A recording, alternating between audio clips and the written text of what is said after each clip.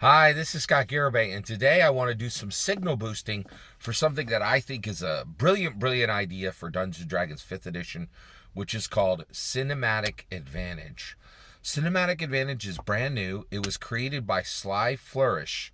I think his name is Mike Shea. And he created the lazy the guide, the lazy dungeon master guide, and the return of the lazy DM. So the idea of he's a really truly brilliant Dungeons and Dragons commentator who has done some authoring for some books that are intended to pair with Dungeons and Dragons, but not official Dungeons and Dragons flair. One thing that's interesting is I have a little bit of a history with Mike Shea. He came on this YouTube channel and actually commented on some videos that I had talked about Mike Shea before, right? So you will find on this channel Mike Shea comments, right? It could take a while to find him though, because I'm not sure I'm even gonna look him up. But you know, because it was months ago, and actually, I'm very blessed. I do have industry insiders come and comment on different videos. It's not that uncommon, which is really nice. And if you're one of those industry insiders, thank you very much. I appreciate it. Right. But what's interesting is he's really brilliant, and this is one of the best ideas I've heard in a long time. Now, actually, I have not heard Mike Shea talk about this at all, right? And I really haven't heard I haven't heard, Sly Flourish talk about this in any way. But I can tell it to you, and the reason why is I've already heard this signal boosted by Professor Dungeon Master over on Dungeon Craft. Another fantastic channel. If you haven't seen it, go check it out. Really, really good content. And he literally was like, hey, you guys got to check out Cinematic Advantage. And that's exactly what I'm doing today. So let me explain for you what it is. So basically, it works in the same way as flanking. So if, in D&D 5e, if you approach an enemy and you're on this side of them, and then your another PC comes and goes adjacent, so it's you, then it's the NPC monster, and then one of your PC characters goes directly 180 degrees across from you. You have flanking advantage, right? And at that point, you get to roll 2d20 to hit, right? And that gives you a much larger chance of critting, a much larger chance of hitting. Advantage is a big deal in Dungeons & Dragons 5th edition. It's arguably one of the coolest things that was brought forward by 5th edition. And honestly, it's really quite undebatable that it is a very big deal in the game. And the reason why we know that is because it's been copied in so many OSR games and in so many retro clones and in so many other just tabletop role-playing games that take D&D and tweak it. And there's literally hundreds of these types of games. And Advantage has become a major source. It's a really big deal. So that's there, right? So what is cinematic advantage?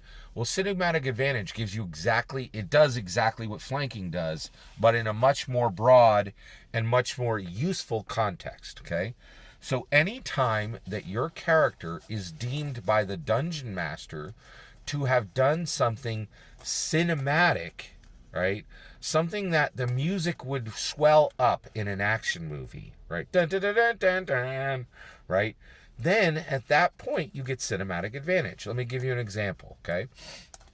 So let's say that there's a hill giant.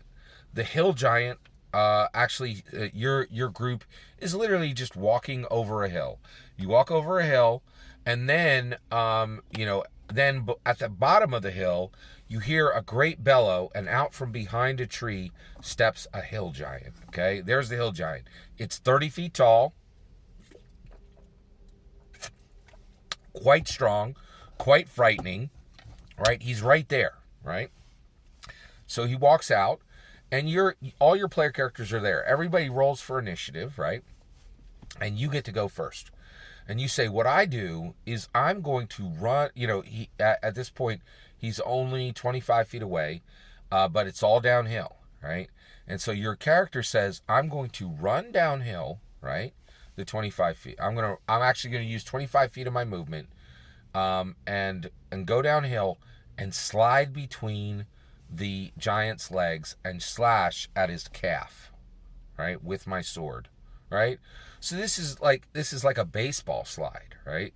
And you're going to use the momentum of the hill, and you're going to use you're going to slide between his legs, so that when you're done with your movement, right, you're going to be on the backside of the creature, so it should be more difficult for you to hit him, right? And let's say you could use 15 feet of your movement, and then you're going to have 10 feet left for the slide, right? Like, let's say it allows it from the perspective of the, it even allows it just from the numbers, right? You can get this done, right? So that you're using your movement and then you're using your attack, right? Now, the game has absolutely no rules for this, right? None, period, right? And basically, if you were to do this without Sly Flourish's cinematic advantage, the GM would be like, well, that's great. You're not technically using a charge. Roll your dice and get suck, right? Like, that's really epic. That's really cool. But the game doesn't have any way to give you any advantage for this, right? Now, you could say they could give you inspiration, right?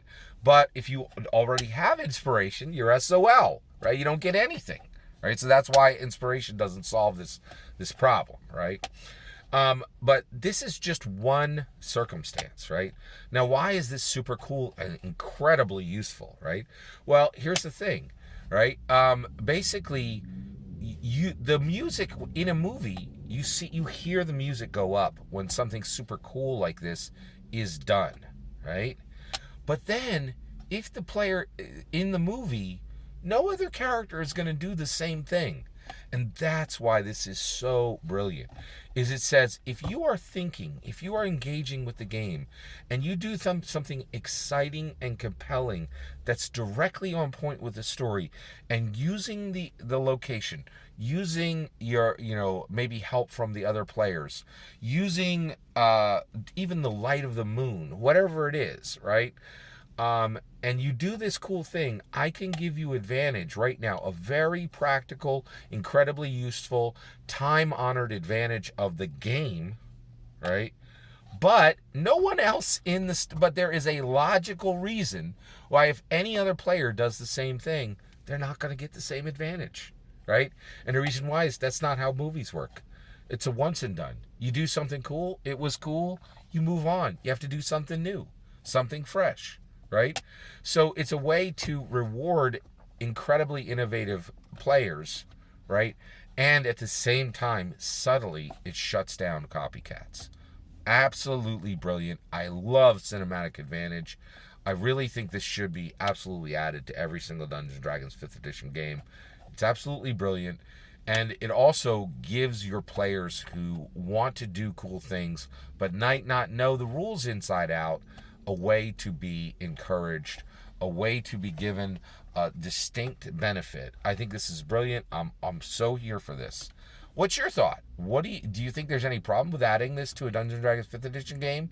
Do you think that this, once you do this, it encourages craziness across the board and you're always going to have people looking for the chandelier moment?